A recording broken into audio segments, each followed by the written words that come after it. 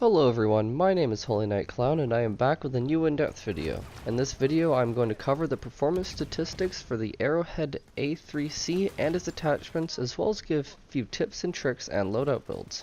The Arrowhead is a DLC weapon that costs 500 Uncharted points and was released in the 1.08.22 update.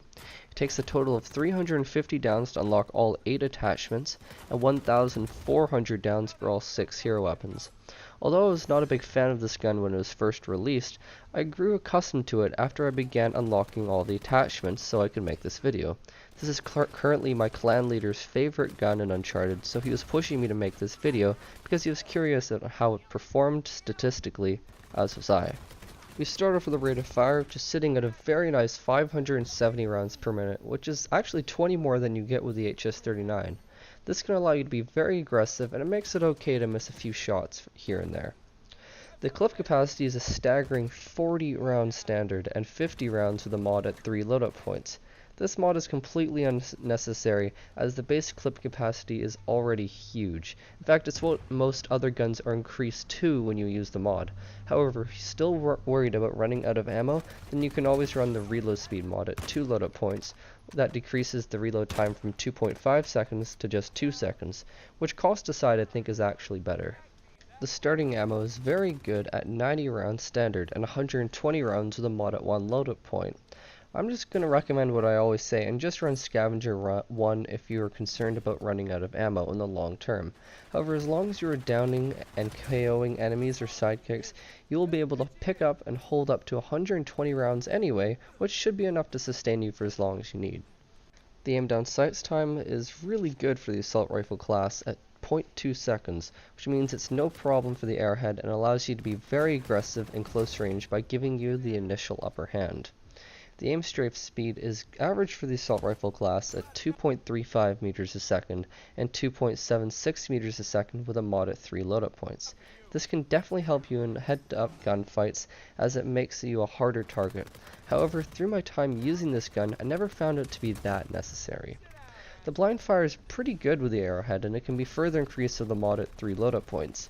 This gun is very effective at close range blind fire, just at the standard setting due to its high rate of fire and its enormous clip, so to be honest, I would just avoid the mod.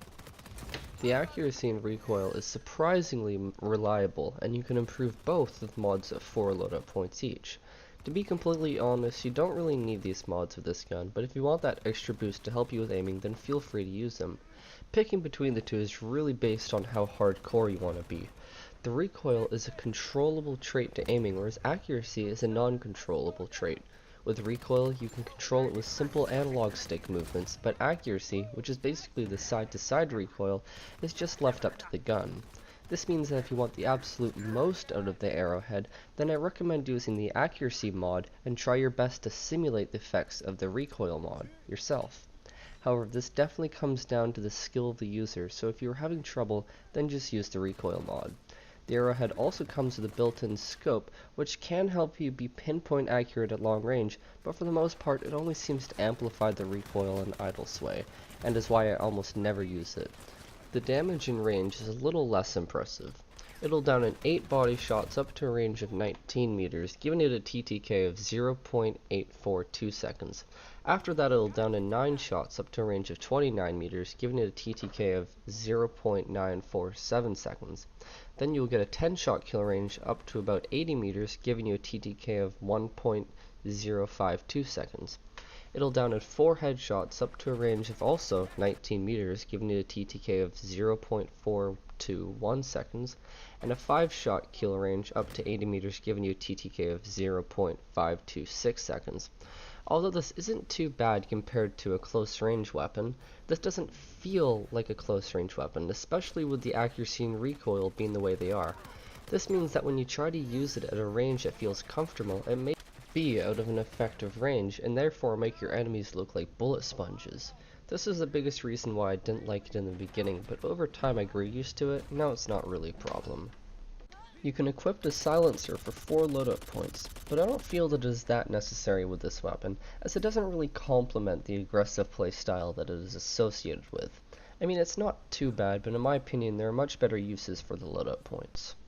Now we get into the tips and tricks part of the video, and there really isn't anything specific that I need to tell you with regards to how to use this gun. Our recommended playstyle is to be relatively aggressive and try to keep targets at a close to medium range and use the scope for longer ranges if necessary. This is a pretty reliable all-around gun, so for the most part you won't run into many things that inhibit it in various situations.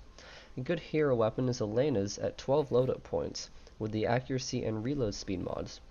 However, I wouldn't use a hero weapon in a recommended loadout. Instead, I would just use the Arrowhead with either accuracy or recoil mods, the Para, C4, Mark on Damage 3, Stealth 2, and Scavenger 3. And that's about it, guys. In light of the new DLC drop, the next weapon I will be reviewing is a single action DC. Thank you so much for watching, and I'll see you guys in episode 6. Cheers.